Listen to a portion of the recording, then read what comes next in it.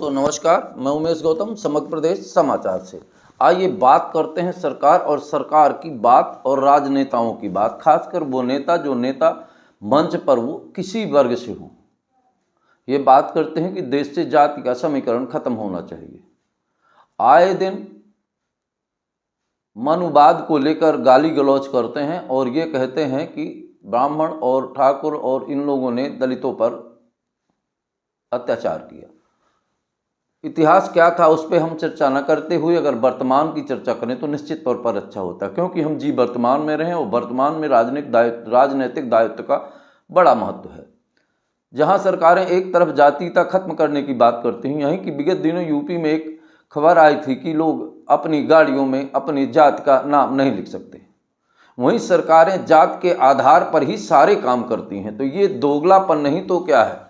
राजनीति के दौर में जो मुद्दे उठते हैं वही राष्ट्रीय मुद्दे होते हैं। चुनाव के टाइम के मुद्दों पर भी बहस होती है, ये बिल्कुल तयशुदा बात है। वहीं बात वर्तमान में बिहार चुनाव की सरगर्मियां तेज हैं और पूरे देश में अंबेडकर और BN राव पर बहस छिड़ी हुई है। वहीं सरकारें ये कहती हैं हम किसी जाति के पक्ष में नहीं हैं, हम देश में एकता और लोकतंत्र की सुरक्षा करना चाहते हैं। अब इसी बात को लेकर हम बिहार चुनाव की बात करते हैं। बिहार चुनाव में ज़्यादातर यादव और पिछड़ा के लोग हैं कुछ क्षेत्रों में, तो सरकार को एक राजनीतिक दायित्व और राजनीतिक दल के नाते किसी जात विशेष का नेता ना भेजकर पार्टी विशेष के आधार पर चुनाव प्रचार होना चाहिए। पर सरकारें जहां एक तरफ जात की बात करती हैं वहीं जाति को बढ़ावा देती हैं। मनु ने तो 4 वर्ण बनाए, पर वर्तमान में सरकारों ने 400 जातियां बना दी और उसके विधिवत प्रमाण पत्र भी बांट रहे हैं। तो सच्चाई तो यह है कि जातियों को परिवर्तित किसने किया।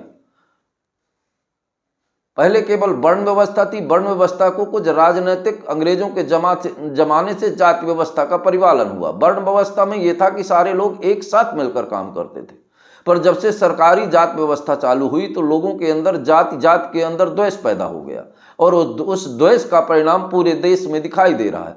आए दिन जातीयता के आंदोलन आए दिन जातीयता के संगठन, किसी विशेष जाति का व्यक्ति अपराध भी कर दे तो उसके संगठन के लोग उसे बचाने में लग जाते हैं। खैर ये तो बहुत बड़ा विषय है। हम आज जिस विषय पर चर्चा कर रहे हैं वो विषय है बिहार चुनाव। बिहार चुनाव को लेकर भी जातीयता का रंग खूब जोरों पर चढ़ा हुआ है। सरकारें अपनी जीत हासिल करने के लिए जातीयता के रंग को और गहरे रंग देने पे तुली हुई है। जो सरकारें ये कहती हैं कि हम सबका विकास और सबका विकास की बात करते हैं, वो सरकारें आज जातीयता के रंग को पर धावा बोल रही हैं। हम बात करते हैं मध्य प्रदेश के मुख्यमंत्री डॉक्टर मोहन यादव, जिनका एक बयान एक समय वायरल हुआ था कि पंडित जी पाए लागी फिर धम्म से। उन्हें अपने समाज का हितैषी माना जाता है। वहीं भारतीय जनता पार्टी ने ये तय किया है कि मोहन यादव बिहार चुनाव में कुछ क्षेत्रों में बार बार दौड़ा करेंगे, इसलिए डॉक्टर मोहन यादव की व्यस्तता बढ़ गई है। और बार बार दौड़ा करने का कारण ये नहीं कि ये बहुत अच्छे नेता हैं सरकार की नज़रों में या बहुत अच्छे वक्ता हैं डॉक्टर मोहन यादव, इसका भी उद्देश्य नहीं है। कुछ अखबारों में छवि खबर के अनुसार ये वजह नहीं कि ये बहुत अच्छे वक्ता हैं, बहुत अच्छे रणनीतिकार हैं, बहुत अच्छे चाणक्य, ये इनका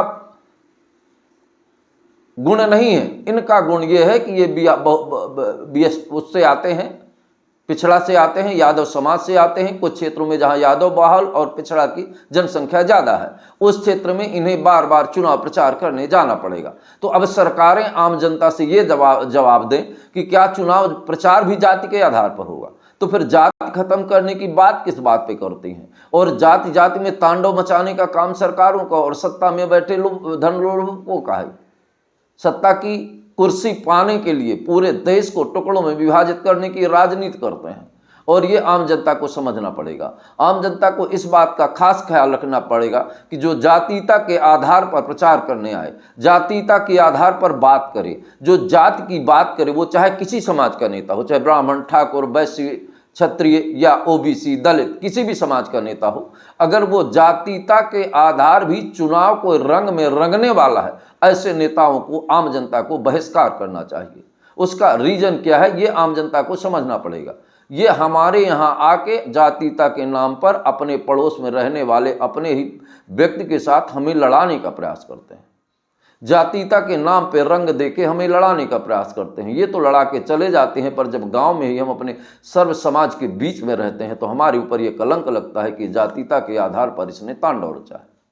इस तरह के मुख्य बिंदुओं को सुधारने के लिए आम जनता को जगने की जरूरत है। एक अच्छे नेता का चुनाव करने की जरूरत है जो समाज में एकता और समरसता के भाव पैदा कर सकें।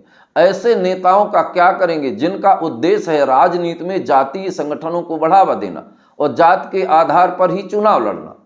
ये बात बिल्कुल स्पष्ट तौर है कि अखबारों और खबरों में ये छपा हुआ है कि डॉक्टर मोहन यादव समाज से आते हैं। ये कहीं नहीं छपा कि ये बेहद योग्य हैं और बेहद चाणक्य हैं, राजनीति के दिगंबर हैं। ऐसा कोई शब्द अखबारों में नहीं है। अखबारों में केवल ये है कि ये ओबीसी समाज से आते हैं। तो कुछ क्षेत्रों में जहां ओबीसी और यादवों की जनसंख्या है बिहार में, यहाँ ये बार बार दौड़ा करेंगे और उनसे जनसंपर्क भी करेंगे, पैदल यात्रा भी करेंगे। मतलब ये साफ सरकार का संदेश है कि हम जातीयता के आधार पर ही राजनीति का रंग गढ़ेंगे। और जब जातीयता के आधार पर ही राजनीति का रंग गढ़ना है तो पर समानता और एकता की बात कैसी? फिर मनुवाद का रोना क्यों? फिर लोकतंत्र की दुहाई क्यों देना? लोकतंत्र ने कहीं ऐसा नहीं है जो पूरे देश को अलग अलग विभक्तियों में बांटने का प्रयास करे, पर सत्ता की लालच और कुर्सी का मोह ये बात भूल जाता है कि ये देश हमारा है और देश के लिए हम जीते हैं। शब्दों के मकड़जाल से देशभक्ति और राष्ट्रभक्ति के गीत गाने से कोई देशभक्ति नहीं हो जाता। मोर की आवाज भले ही मीठी हो पर उसके खाने का सर्प ही है, वो सर्प ही खाती है।